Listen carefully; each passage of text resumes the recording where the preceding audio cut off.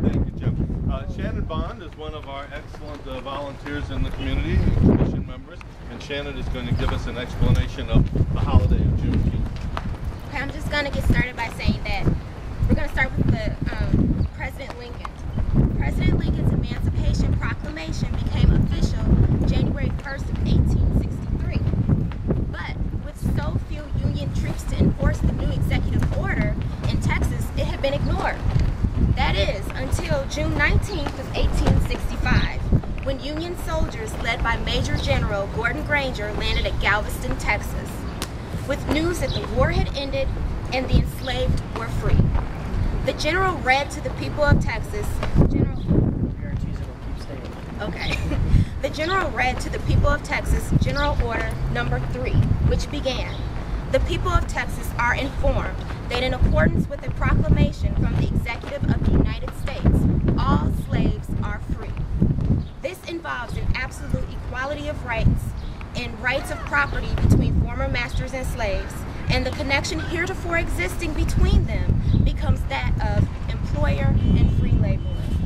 The order went on to advise the newly freed slaves to remain quietly where they were and to work for wages because the government would not tolerate their idleness. Some former slaves did stay, but many left immediately due to the dismal conditions on the plantations and the realization that they could finally leave without being hunted. North was a logical destination for many, but others were desperate to find family members in neighboring states like Louisiana, Arkansas, and Oklahoma. For those freed men and women, recounting the memories of that amazing day in June of 1865 and celebrating it served as motivation as well as a release from the growing pressures encountered in their new lives. The celebration of June 19th was coined Juneteenth and grew with more participation from descendants. Having been celebrated annually since 1866, it is the oldest known celebration commemorating the ending of slavery in the United States. Juneteenth was a time for reassuring each other, prayer, gathering family members together, and there has always been a focus on education and self-improvement. Some early traditions included rodeos, this is coming up Texas, fishing, barbecuing, baseball, drinking strawberry pop, preparing special dishes using meats that were not commonly available, and wearing nice clothes that they were not allowed to wear during slavery. In the early years, some communities barred African Americans from using public property for the celebrations. They got one here today, right? So the celebrations often had to be held on church grounds, in rural areas, and on land owned by African Americans.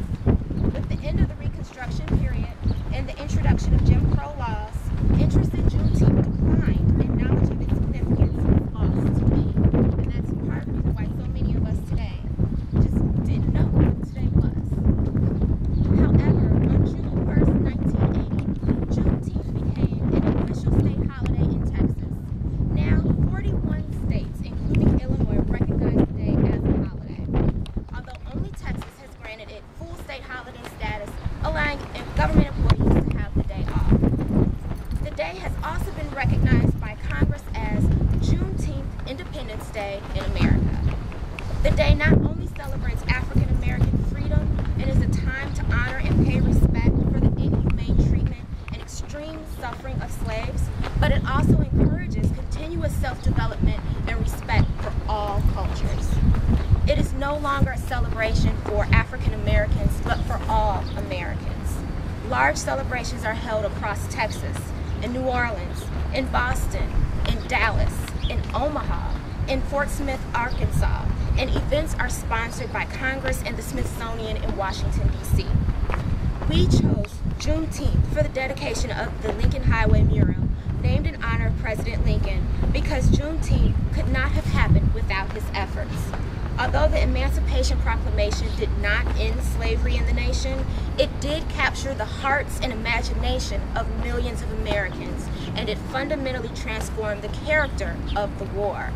After January 1st, 1863, every advance of federal troops expanded the domain of freedom. and the proclamation announced the acceptance of black men into the Union Army and Navy, enabling the liberated to become liberators.